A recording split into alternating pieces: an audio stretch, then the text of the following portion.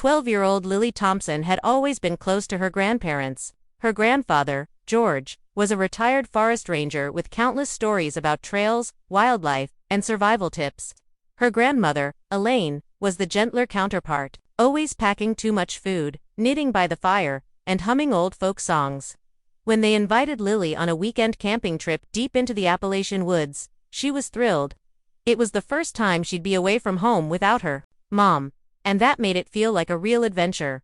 Her mother, Karen, however, was a bit hesitant. As a protective single parent living in suburban North Carolina, the thought of Lily being out of cell range in a remote forest made her uneasy. But George and Elaine were responsible and experienced, and they reassured her that they'd stay. In regular contact, they even picked a popular but isolated campground they had visited before, Fern Hollow, a small clearing by a river. Far from town but known for its scenic views and quiet trails. Before they left, Karen helped Lily pack her clothes, snacks, and a small Polaroid camera, but Lily insisted on bringing her smartphone for selfies, music, and maybe a little texting. Karen made sure location services were on, and set up nightly check-in alarms. They hugged goodbye in the driveway, and Lily promised to send a picture every day. As the family minivan disappeared down the road, Karen stood for a few moments, watching the taillights fade, unease twisting in her gut. She shook it off. It's just a weekend, she reminded herself. The first night went by smoothly. Karen received a photo of Lily toasting marshmallows, a blurry video of her grandfather doing a silly dance near the fire, and a message saying, "Grandma snores so loud but it's fun here." Karen smiled and saved the pictures to her phone. That night, she went to bed feeling proud of her daughter's independence, and a little relieved that things were going well. What no one knew was that deep in the dense trees surrounding Fern Hollow, strange things had been reported in the past, soft whispers at night, footprints where no person had walked, and missing pets from nearby cabins. It was the kind of local folklore most people brushed off, but to some hikers, the woods carried a feeling, not just of isolation, but of something watching. And while Lily laughed around the campfire, that night would be the last moment of peace they'd know. It was early evening on the second day of the camping trip. The sun was beginning to set behind the tree line, casting golden rays across the dense forest. Lily and her grandparents had just finished eating grilled cheese sandwiches and roasted apples by the fire. The mood was light. Her grandfather was poking at the fire with a stick, and her grandmother was telling an old story about a lost hiker who found his way back using the stars. Lily, with her phone in hand, took a quick selfie to capture the cozy moment. Her cheeks were flushed from the heat of the fire, her smile wide and carefree. She didn't think much of the photo. She added a fire emoji, typed "Day 2, Grandpa's marshmallow technique equals," and sent it off to her mom with a giggle. In the background, her grandfather was slightly blurred, waving with one hand and holding a marshmallow stick in the other. The firelight gave everything a soft, warm glow. Lily clicked her phone off and slipped it back into her hoodie pocket. It was just a normal moment, one of dozens that weekend. At least, it should have been. Karen was in her kitchen when she received the text. She smiled the moment she saw Lily's face pop up on her lock screen. But as she casually tapped the image to open it in full size, something made her stop. She zoomed in, not just once, but again and again, focusing on the far left corner of the photo, just beyond the circle of firelight. Her stomach tightened. There, almost hidden between two trees in the shadows, was a pale, human-like face. It didn't look like anyone from their group, and it certainly wasn't smiling. Her pulse spiked.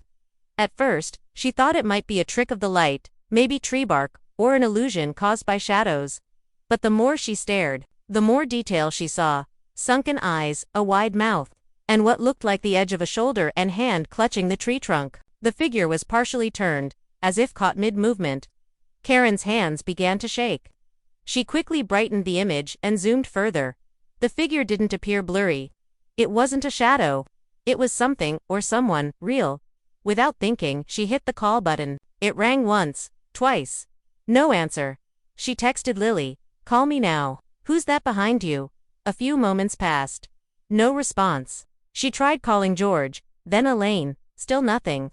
Karen's unease turned into outright panic. That forest wasn't empty, and her daughter had just taken a selfie with something watching her from the dark. Karen paced her living room, phone clutched tightly in her hand, heart hammering louder than the ticking of the wall clock. She had now called all three of them. Lily, her father, and her mother multiple times, and not a single one had answered. That was unlike them. George was always prompt with check-ins, and Lily rarely ignored her mother's messages, especially when she saw repeated calls. Karen felt her breath quicken. She wasn't just worried anymore, she was afraid. She stared at the selfie again, desperately hoping she had been wrong. Maybe it really was just the trees, she told herself. Maybe a trick of light and shadow. But no matter how many times she tilted the phone, changed filters, or zoomed out, that face remained, pale, still, watching. She noticed something new this time, a glint, something metallic near the figure's chest. Or maybe its neck. Was it jewelry? A weapon? She didn't know. She only knew it shouldn't have been there. Karen finally got through to her dad after what felt like an eternity. His voice was calm, cheerful even. He assured her that everything was fine, that Lily was roasting another marshmallow, and that the phone signal had been weak earlier. Karen quickly brought up the photo.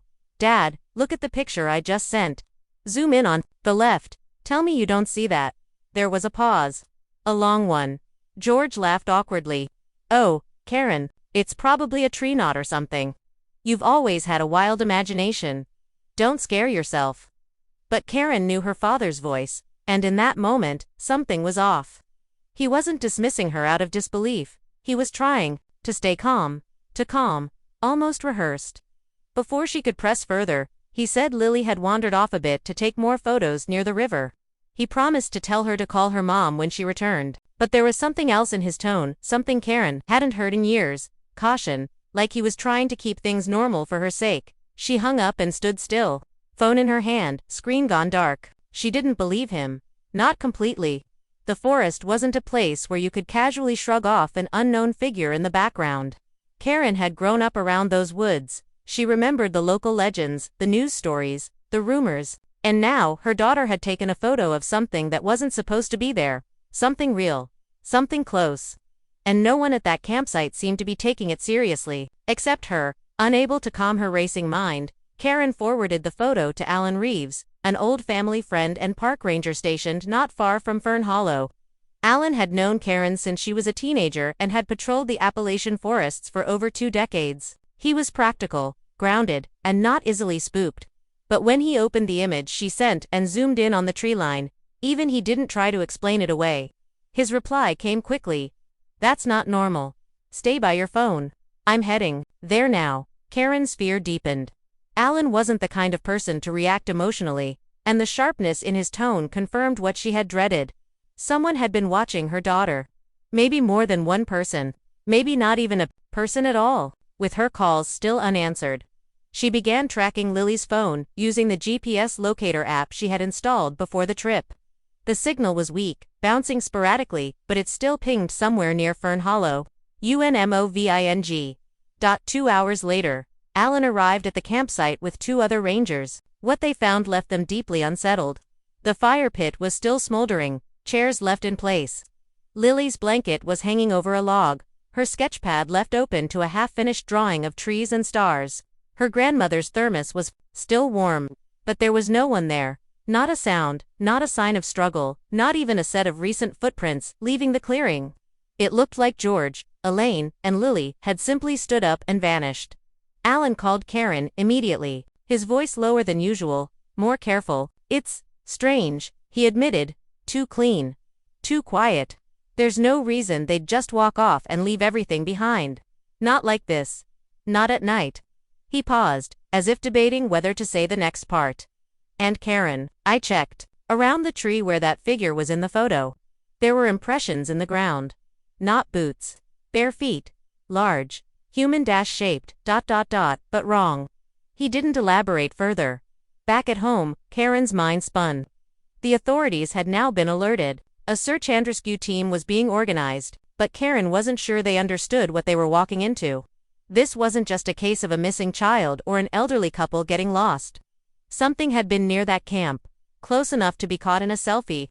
Something that left no trail, except the burning feeling that they were being watched. And now, the woods had gone quiet, too quiet. By the time the full search team arrived early the next morning, the sun was just beginning to rise over the tree line, casting long shadows across the forest floor. The air was damp, and a strange silence hung over Fern Hollow, Not the peaceful kind, but the kind that made experienced rangers exchange uneasy glances. Alan guided the team toward the abandoned camp. The fire had gone out during the night, leaving behind only a faint wisp of smoke and a ring of ash scattered by wind. It looked like no one had been there for hours. What struck the search team the most was how normal everything seemed, but only on the surface. Tents were still zipped closed, gear neatly stacked, food untouched on the picnic table. Lily's backpack sat beside a log, unopened, and her shoes were placed carefully just outside the flap of her tent, as if she'd taken them off before going to sleep. But no one was sleeping inside. A set of plastic marshmallow sticks were lying next to the fire pit, one of them broken in half. Nearby, the edge of a child's stuffed bear was half buried in leaves, as if dropped in a hurry. What made Alan's blood run cold was the spot just a few feet beyond the campsite, a set of crushed glasses resting awkwardly in the dirt. He recognized them immediately. They belonged to Elaine, Lily's grandmother. Next to the glasses was a single knitting needle, snapped clean in two. There were no footprints leading away from that area. No tire tracks. No drag marks. Just flat, undisturbed soil and trees that seemed to press inward, as if trying to hide what had happened in the night. Dogs were brought in to sniff the area. They barked wildly at first, pulling their handlers toward the tree line, then froze. Every single one of them refused to go further. Their ears lowered, tails tucked, they whined and backed away, refusing to approach the dense brush beyond the clearing. That kind of behavior wasn't normal, not even for trained canines used to rescue missions. It was as if something was just wrong in those woods. As if some unseen presence had been there, and was maybe still watching. As the team fanned out and combed the surrounding area, Karen waited at home, staring at the last image of her daughter on her phone. She played the scene over and over in her mind. The carefree smile, the firelight, the distant trees, and that pale face just beyond the edge of light. Every instinct in her body screamed that her daughter had seen something, maybe even heard something just before she disappeared. And while the world was waking up to another ordinary day, something ancient, something hidden, had already taken everything from her. While search teams combed the dense forest with drones, dogs, and infrared gear, a chilling update came through. That jolted Karen to her feet. Lily's phone, which had stopped pinging the night before, had suddenly emitted a faint, fragmented GPS signal just after sunrise. It wasn't at the campsite anymore. It was over 2 miles away, in a section of the forest known to be nearly inaccessible on foot, a marshy area with thick mud, steep embankments, and twisted tree roots. Karen's breath caught in her throat. If Lily's phone had moved that far, why, and how? Alan and 2 rangers immediately rerouted toward the signal. The terrain was rough, heavy brush, shallow streams, and sudden drops made progress slow and tense.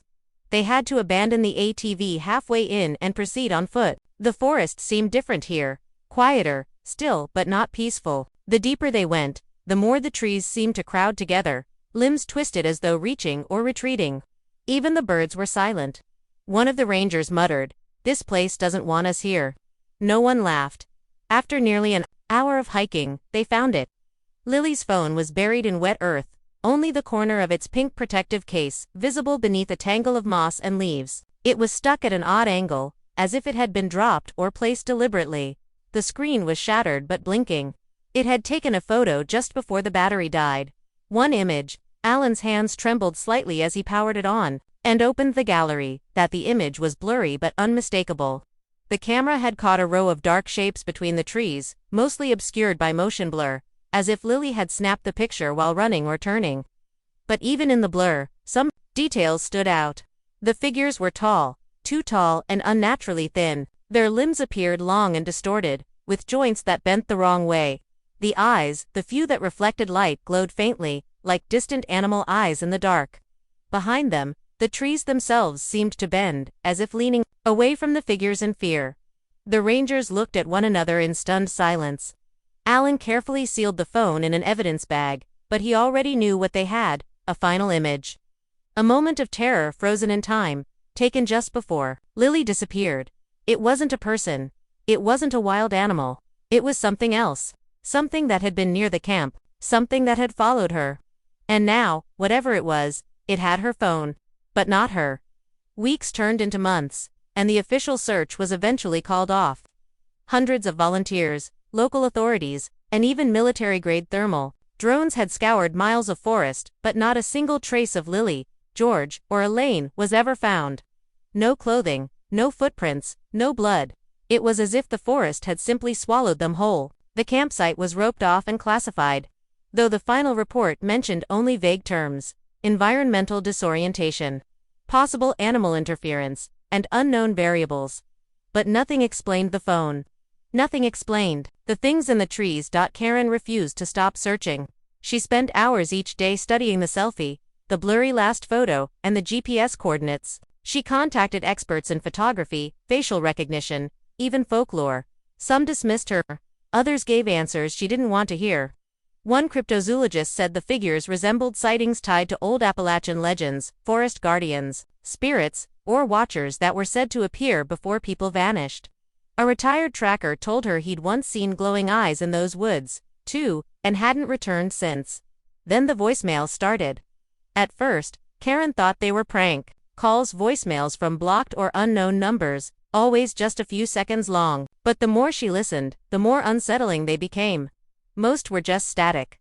Others had faint wind or forest sounds. But one had something else. A giggle. Faint, childlike, familiar. It sounded just like Lily.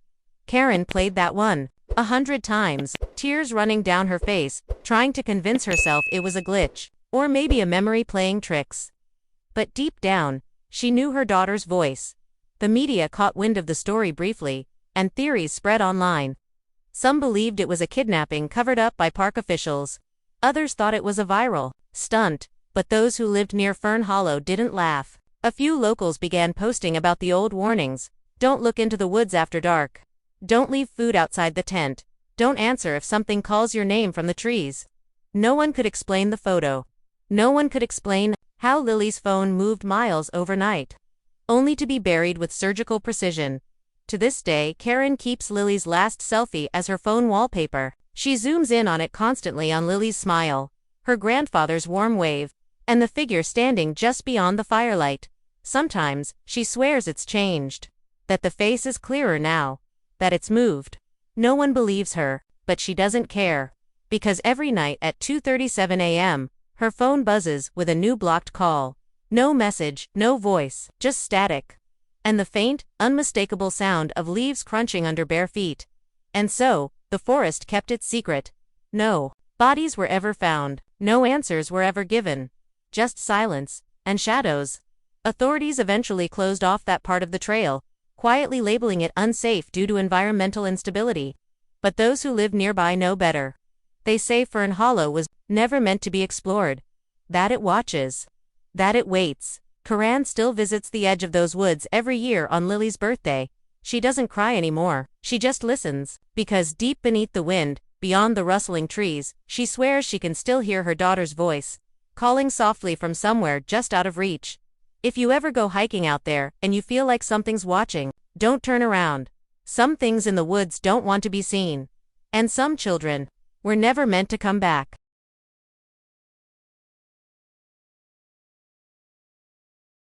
If you liked this video, don't forget to hit that like button, share it with your friends, and drop your thoughts in the comments below. Most importantly, subscribe and hit the bell icon so the next secret finds you first.